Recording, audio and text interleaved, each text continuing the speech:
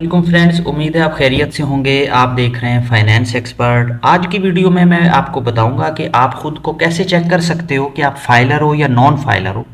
जब भी आपने प्रॉपर्टी परचेज करनी है, गाड़ी परचेज करनी है, अगर आप खुद को चेक करना चाहते हो, बल्कि कर भी लेना चाहिए कि आप फाइलर हो या नहीं फाइलर हो। अक्सर लोग गलती करते हैं, वो गलत जगह पे चेक करते हैं जहाँ पे स्टेटस एक्टिव आ रहा होता है, तो वो उसका मतलब लेते हैं कि हम फाइलर हैं, लेकिन वो फाइलर नहीं होते। मैं आपको बता भी देता हूँ। देखिए, अक्सर जो आप चीज़ देख रहे होते हो, वो आप ये चीज़ देख रहे होते हो, ठीक है। यहाँ पे अब ये आप देखिएगा कि इनका जो स्टेटस आ रहा होगा वो एक्टिव आ रहा होगा। ये असल में आपका एनटीएन होता है। ये आपका एक्टिव टैक्स पेयर लिस्ट का जो स्टेटस है वो नहीं होता, ठीक है। ये आप देखें, ये आपको एक्टिव इनकम टैक्स नज़र आ रहा है, ठीक है। ये आपका एनटीएन होता है। ये स्टेटस वो नहीं होता जो हम एक्टिव टैक्स पेयर लिस्ट में लेते हैं, वो यहाँ पे होता है। तो आपने यहाँ पे आना है एक्टिव टैक्स पेयर लिस्ट में। यहाँ पे अपने CNSE नंबर डालना है।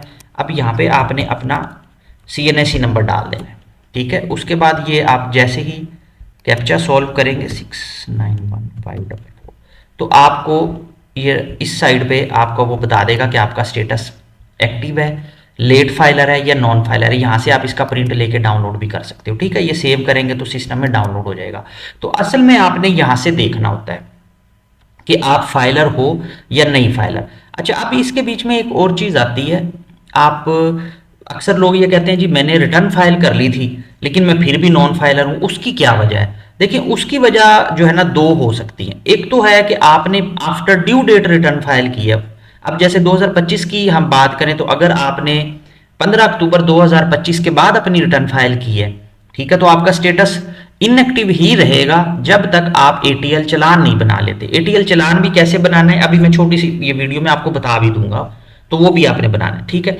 तो अब फाइलर होने के लिए आपने अपनी 15 अक्टूबर के बाद जब भी फाइलिंग कर रहे हैं तो आपको रिटर्न भी फाइल करनी है और आपने ATL चालान भी बनाना है। रिटर्न कैसे फाइल करनी है, वो आप स्टूडेंट हैं, हाउसवाइफ हैं, फ्रीलांसर हैं, नॉन रेजिडेंट्स हैं, ये आप मेरे चैनल पे आएंगे फाइनेंस एक्सपर्ट पे, तो आपको ये सारी वीडियोस मिल जाएंगी। ये देखें, ये वीडियोस बनी हुई है, मैं आपको हर एक टॉपिक में मिल जाएगी। मोस्टली आपको रेजिडेंट की, नॉन रेजिडेंट की, रिटायर्ड पर्सन की, स्टूडेंट्स की, सैलरी पर्सन की, ये सारी वीडियोस यहाँ पे पड़ी हुई हैं। आप इनको देख के अपनी रिटर्न फाइल कर सकते हो।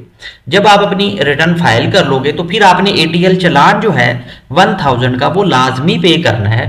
उसके बाद आपका स्टेटस फाइलर होगा। वो कैसे पे करना है ये देखें, ये ई पेमेंट है ना, आप ई पेमेंट पे आए, यहाँ पे आपने आना है, ये CNSE लिखा हुआ है ना, यहाँ पे आप अपना CNSE नंबर लिखें और इसको आपने ये कैप्चर नंबर डालें। इसको सर्च करेंगे ना तो वो ऑटोमेटिकली आपका डाटा यहाँ पे डाल देगा। अच्छा, अब आपने इसको इनकम टैक्स पे लेके आ जाना है। ये इनकम टैक्स पे आ गया, ठीक है। यहाँ पे मिसलिनियस पे सिलेक्ट करना है। उसके बाद जब इधर नीचे आना है ना तो यहाँ पे सरचार्ज फॉर ATL और टैक्स ईयर में आपने 2025 लिखना है और यहाँ पे 1000 लिखना है। 1000 लिख के इसको टैब दबाना है, बस और कुछ नहीं करना। उसके बाद आपने इसको सबमिट कर देना है। सबमिट किया तो ये वो आपने कैप्चा डालना है इसमें 6। अब ये PSID नंबर जनरेट कर देगा। ये जो PSID नंबर है ना फ्रेंड्स, आपने इसकी पेमेंट जैज़ कैश, इजी पैसा, कोई भी मोबाइल बैंक की एप्लीकेशन, आप वहां से इसकी FBR की पेमेंट कर सकते हो।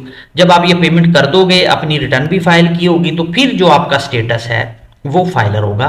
वैसे आपका स्टेटस फाइलर नहीं होगा। इसके अलावा जो अक्सर एक और रीजन होती है, जो मतलब कम लोगों का वास्ता पड़ता है लेकिन अक्सर हमें नजर आता है, क्लाइंट्स के साथ ये प्रॉब्लम होती है, वो ये होती है कि आपको ना 120 का नोटिस आ जाता है। वो होता है deficiency of your income tax return. मतलब ये कि आपने अपनी रिटर्न फाइल की है, उसमें आपने रिकंसाइल नहीं किया लेकिन सिस्टम ने उसको एक दफ़ा सबमिट करवा दिया, आपकी रिटर्न सबमिट हो गई।